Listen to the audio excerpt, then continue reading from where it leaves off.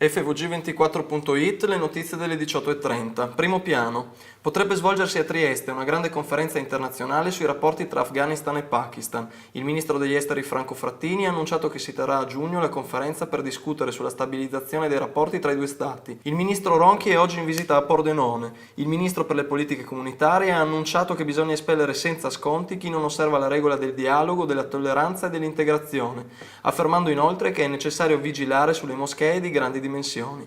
Finanziaria regionale 2009 e grandi eventi. Scompare Innovaction dalla finanziaria regionale 2009. Il Salone dell'Innovazione di Udine non si farà. Spunta invece nel testo della Giunta la Biennale Internazionale delle Idee, che si terrà a Trieste sempre nel 2009. Sulla questione si è pronunciato il presidente della Camera di Commercio di Udine, Giovanni D'Apozzo, dichiarando che in tempo di crisi, prima di pensare ad altre iniziative, sarebbe più opportuno fermarsi e programmare insieme.